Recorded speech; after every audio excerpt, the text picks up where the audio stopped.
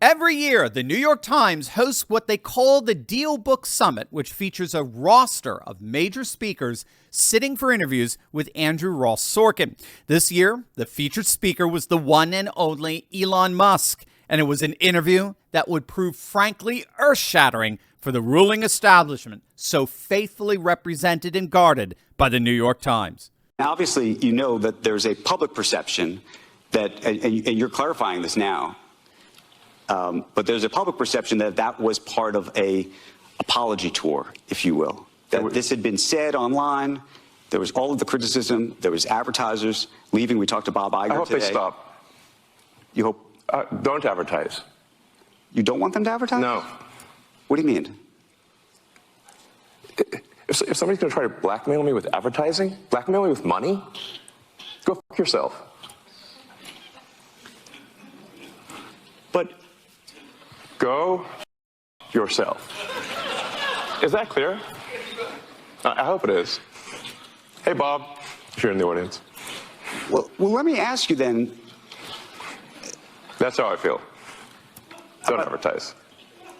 Now that was absolutely amazing. I mean, make no mistake, no one talks that way in front of our ruling elite. No one.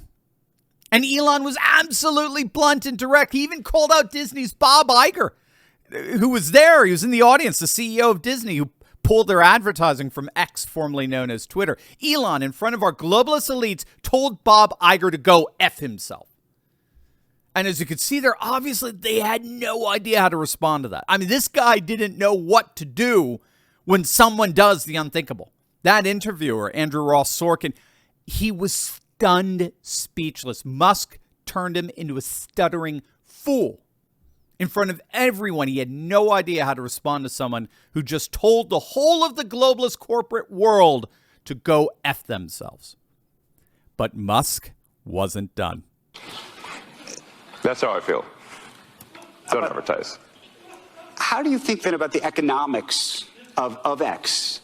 If part of the underlying model, at least today, and maybe it needs to shift, maybe the answer is it needs to shift away from advertising.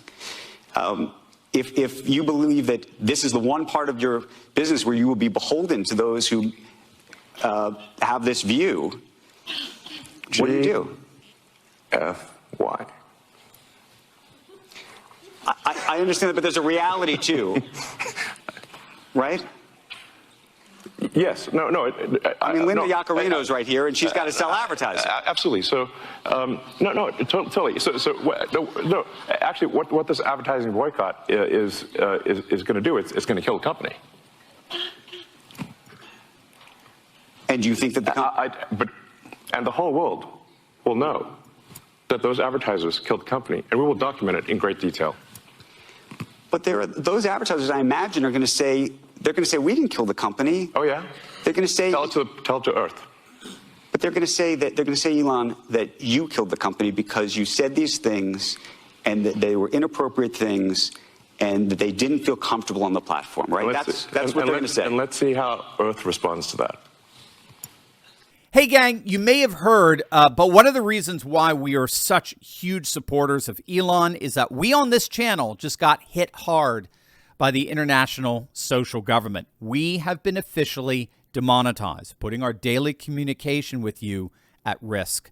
So we need your help like never before to keep this platform of daily encouragement in the midst of an insane woke world going. Click on that link below right now and become a member of our Insiders Club community. And because I value our relationship with you so much, we're extending to you an insane discount for the membership for just $5 a month. You heard that right, $5 a month. You could be part of a direct network of thousands of patriots all over the world fighting for faith, family, and freedom. Each week, you get to take part in my exclusive Monday live show where we feature boycott and boycott updates so you can vote with your dollars and keep your hard-earned cash out of the hands of woke corporations. We take deep dives into the day's most pressing issues and answer all your questions, and you get to network with an international community of courageous patriots building a parallel economy. So don't wait. I really need your help during this crucial time. Click on that link below right now and join our movement today. This is what's so game-changing about what Musk just said there. The richest man on the planet just told woke corporations that he and billions of others along with him, the whole world as he put it, refuse to be beholden to them and their incessant and pernicious wokeness any longer. We refuse to bend the knee to your manipulative and frankly cruel tactics that seek to force compliance with your vile woke sensibilities. I love how Elon responded when this virtue signaling peon said, well, no, Elon, you're the one who killed Twitter because of the insensitive anti-Semitic things you said. And Elon's like, try telling that to Earth. Try telling that to a global population that despises and disdains your vile and odious and hypocritical wokeness. I got the receipts of how disgusting you are, and I'm going to show it to the world. Now, I think he was alluding there to what recently happened with ultra-woke and repulsive Media Matters, who ran a November 16th report that accused X of linking together a number of big-name brand advertisements with neo-Nazi accounts. So according to the Media Matters report, ads for companies such as Apple, IBM, Xfinity, and the like, they were displayed alongside accounts that were spewing neo-Nazi propaganda. And this, of course, caused a number of these advertisers to pull their ad dollars from X. Well, as it turns out, it was all a fraud. It was an absolute fraud perpetuated by Media Matters. According to Musk, what really happened was that Media Matters actually created fake accounts, and these fake accounts followed pro-neo-Nazi accounts. And then these fake accounts kept refreshing their pages until ads would eventually pop up. But the problem here is that they claimed it was all organic. They claimed that they did an investigation into how the platform was functioning irrespective of any intentional manipulation.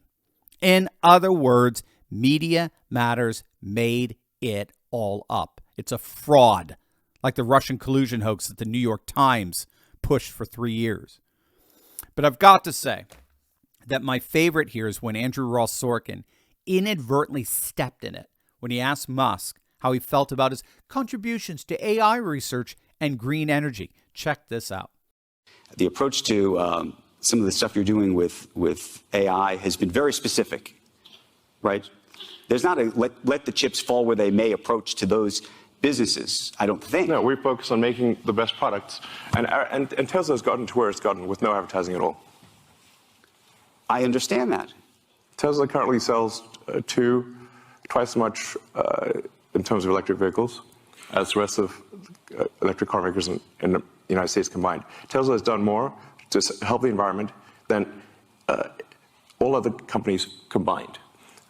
It would be fair to say that, therefore, as a leader of the company, I've done more for the environment than everyone else, any single human on Earth.